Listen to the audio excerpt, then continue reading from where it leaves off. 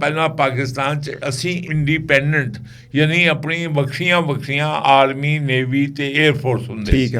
ਠੀਕ ਆ। ਜਿੱਲੇ ਗੋਰਾ ਸਾਨੂੰ ਛੱਡ ਕੇ ਗਿਆ ਯਾਨੀ ਕਿ 14 ਅਗਸਤ 1947 ਨੂੰ, ਠੀਕ ਆ, ਉਸ ਵੇਲੇ ਪਾਕਿਸਤਾਨ ਦੇ ਵਿੱਚ ਜਿਹੜੀ ਸਭ ਨਾਲੋਂ ਸੀਨੀਅਰ ਯਾਨੀ ਸਰਵਿਸ ਸੀ ਉਹ ਪਾਕਿਸਤਾਨ ਨੇਵੀ ਸੀ।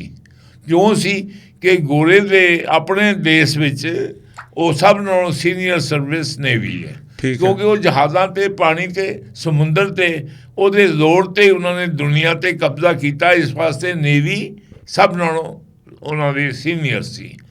ਲੇਕਿਨ ਪਾਕਿਸਤਾਨ 'ਚ ਆ ਕੇ ਕਿਉਂਕਿ ਇਹ ਜ਼ਿਆਦਾਤਰ ਜ਼ਮੀਨੀ ਇਹ ਜਿਹੜਾ ਜ਼ਮੀਨ ਦੇ ਲੋਕ ਰਹਿਣ ਵਾਲੇ ਆ, ਜਿਹੜੇ ਇੱਥੇ ਜਿਹੜੀ ਤਾਰੀਖ ਹੈ ਏਸ਼ੀਆ ਦੀ ਦੁਨੀਆ ਦੀ ਤਾਰੀਖ ਹੈ ਕਿ ਜਿਨ੍ਹਾਂ ਨੇ ਜੰਗਾਂ ਲੜੀਆਂ ਜ਼ਮੀਨ 'ਤੇ, ਚਾਹੇ ਉਹ ਅਲੈਗਜ਼ੈਂਡਰ ਸੀ, ਸਿਕੰਦਰ ਆਜ਼ਮ ਸੀ ਜਾਂ ਦੂਜੇ ਤੀਜੇ ਜਿੰਨੇ ਸੀ, ਅਤੇ ਜਿੱਤ ਉਹਨਾਂ ਦੀ ਹੋਈ ਜਿਨ੍ਹਾਂ ਨੇ ਜ਼ਮੀਨ 'ਤੇ ਜੰਗ ਜਿੱਤੀ ਹੋਈ ਹੋਵੇ। ਹਾਂਜੀ, ਬੇਸ਼ੱਕ। ਲੇਕਿਨ ਫਿਰ ਕੀ ਹੋਇਆ ਕਿ ਫਿਰ ਜਿੱਲੇ ਅਮਰੀਕਨ ਆ ਗਏ, ਛਾ ਗਏ ਦੁਨੀਆ 'ਤੇ ਅਮਰੀਕਾ ਨੇ ਕਿਹਾ ਕਿ ਯਾਰ ਜਿਹੜਾ ਪਹਿਲਾ ਮਕੂਲਾ ਸੀ ਜਾਂ ਪਹਿਲੀ ਜਿਹੜੀ ਬੜੀ ਸਿਆਣੇ ਕਹਿੰਦੇ ਹੁੰਦੇ ਸੀ ਕਿ ਜਿਹੜਾ ਵੀ ਜ਼ਮੀਨ ਦੇ ਉੱਪਰ ਤਗੜਾ ਜੇ ਉਹ ਦੁਨੀਆ 'ਚ ਤਗੜਾ, ਉਹ ਗੱਲ ਗਲਤ ਹੋ ਗਈ ਹੈ। ਠੀਕ ਹੈ। ਤੇ ਅਮਰੀਕਾ ਨੇ ਕਿਹਾ ਕਿ ਜਿਹੜਾ ਸਮੁੰਦਰ ਤੇ ਤਗੜਾ ਜੇ ਉਹ ਤਗੜਾ ਜੇ। ਠੀਕ ਹੈ। ਇਸ ਵਾਸਤੇ ਉਹਨਾਂ ਨੇ ਸਮੁੰਦਰੀ ਬਹਿਰੀ ਜਹਾਜ਼ ਬਣਾਏ ਔਰ ਏਅਰਕ੍ਰਾਫਟ ਕੈਰੀਅਰ ਬਣਾਏ। ਉਹ ਜਿਹੜਾ ਇੱਕ ਏਅਰਕ੍ਰਾਫਟ ਜਿੱਥੇ ਖੜਾ ਹੋ ਜਾਂਦਾ ਉਹ ਇਵੇਂ ਜਿਵੇਂ 2 ਸਰਗੋਧਾ ਬੇਸ ਖੜੀਆਂ ਹੋ ਗਈਆਂ ਨੇ।